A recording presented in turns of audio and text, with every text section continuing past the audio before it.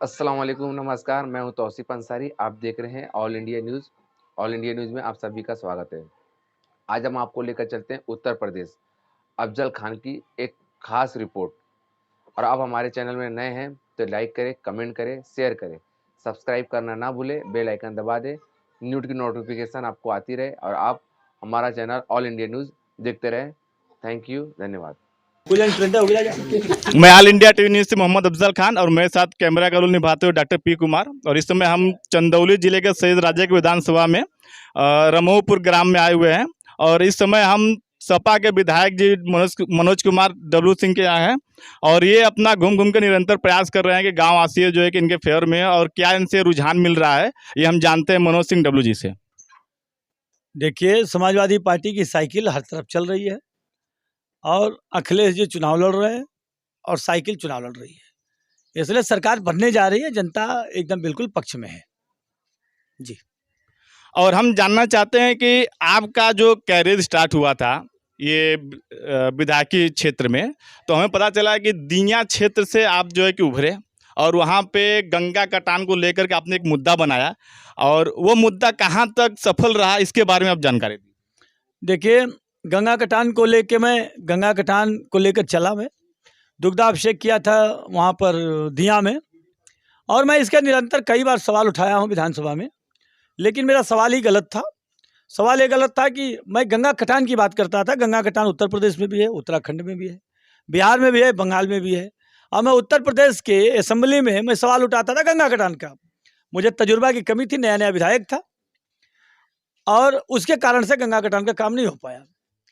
जो माननीय विधायक जी गंगा कटान की बात कर रहे थे, मैं समझ रहा हूँ वहीं से आप बोल रहे हैं कि गंगा कटान क्या हो गया, तो मैं ये बताइए कि गंगा कटान का दायित्व तो सिर्फ मनोज के ऊपर नहीं है, और दायित्व तो जो विधायक 5 साल यहाँ रहा है उसको भी जनता वोट दे के बनाई, भले जुमलाबाजी से ही वोट ले लिया हो, लेकिन विधायक तो था।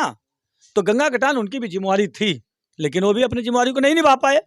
मैं गंगा कटान, मेरा ड्रीम प्रोजेक्ट था, ड्रीम प्रोजेक्ट है और ड्रीम प्रोजेक्ट रहेगा। और मैं आपको कहता हूँ कि मैं जो गलती हुई थी उस गलती को दोबारा नहीं होगा। और मैं उस गंगा कटान को, मैंने जो गंगा कटान की बात किया था, अब उसको मैं चंदौली की, सैयद राजा विधानसभा की और धानापुर ब्लॉक की गंगा कटान को रुकवाने का काम मनोज करेगा।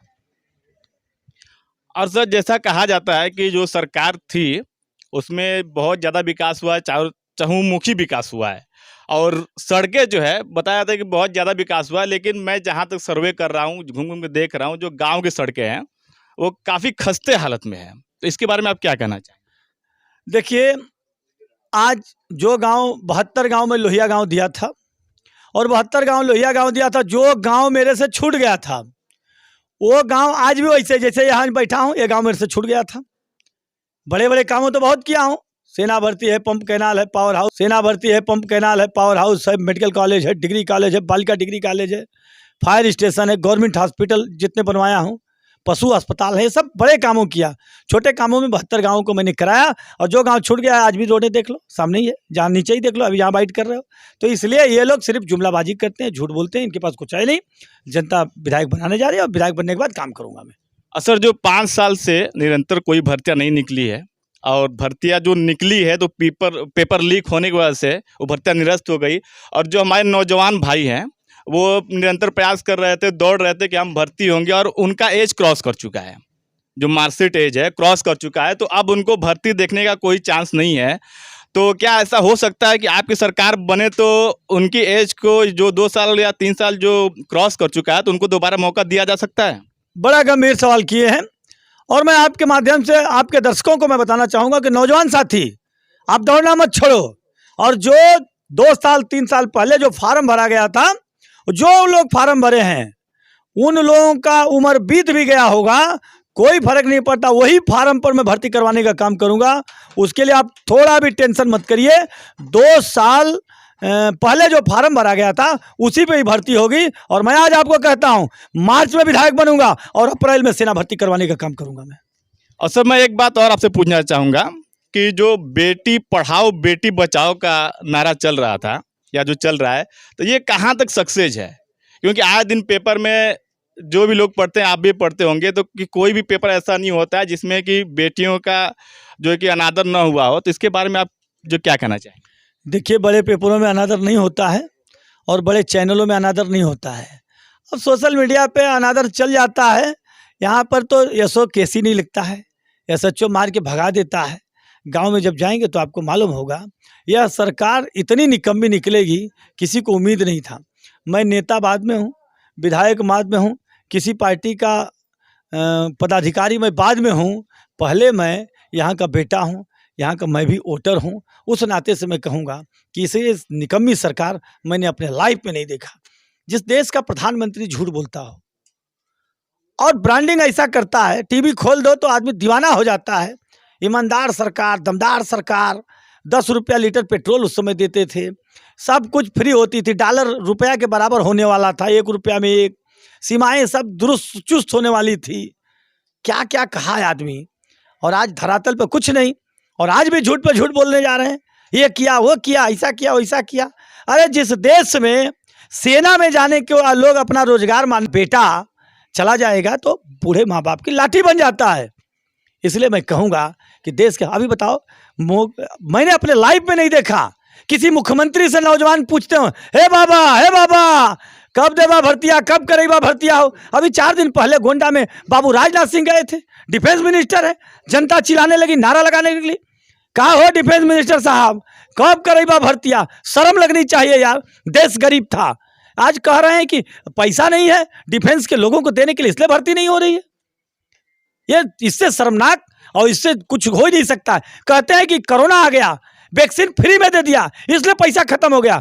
मैं पूछना चाहता हूं भारतीय जनता पार्टी के गुंडों से, जाके अपनी माँ का कलाई देखें, उनके बाद छापा होगा।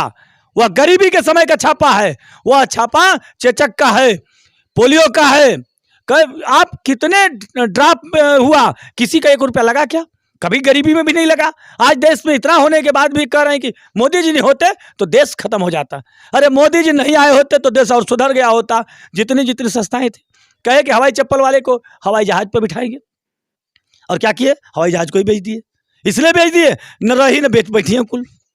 तो इसलिए जो जहाँ हवाई जहाज खड़ा होता है वो अपने रिश्तेदार अडानी जी को दे दिए, जहाँ पानी का जहाज खड़ा होता है वो अपने रिश्तेदार को दे दिए, पेट्रोलियम सेक्टर अंबानी जी को दे दिए, कोयला सेक्टर अडानी जी को दे दिए, टाटा जी बचे थे तो जहाजिया टाटा को दे दिए कि ला टाटा तू चलावा, तो खुश हम खुश, मिल बांट के लूटल जाए और जनता के चुतिया बनाओ जाए। आज ये बताइए कि जो टीवी 9 आपके ईटीवी जो थी, रामोजी राव फिल्म सिटी हैदराबाद, वह चैनल ही खरीद लिए मोदी जी अंबानी के थ्रू। आज देश का 85% चैनल खत्म हो गया है। तो इसीलिए क्या कर सकते हैं, देश को गुलाम कर देंगे अगर जनता नहीं खुलेगी तो। एक लड़ाई और लड़नी पड़ेगी इनको भगाने के लिए। सर, मैं लास्ट क्वेश्चन आपसे पूछूंगा महंगाई के मुद्दे पर। महंगाई जो चरम सीमा पर है, तो लोगों का ये अटकल भी है कि कोई भी सरकार आ जाए वो महंगाई के दर को कम नहीं कर सकती है, तो इसके बारे में आप क्या कह सकते हैं? देखिए, सरकार महंगाई को दर कर बिल्कुल कम किया जाता है। हम लोगों का देखिए ग्रामीण क्षेत्र है, इसमें 2000 रुपया से काम नहीं चलेगा। यहाँ पे जब धान बिकता है तो बेटी की शादी भी होती है और माँ बाप की दवाई भी होती है। उस धान को पैदा करने के लिए उसमें खाद की ज़रूरत पड़ती है, पंप कैनाल से पानी की ज़रूरत पड़ती है, उसको बिजली की ज़रूरत पड़ती है। यह सब सेक्टरों में कोई काम सरकार नहीं की है। मैंने बहुत मेहनत करके मुगल सराय में रैक उतरवाया और ये जुमलाबाजी में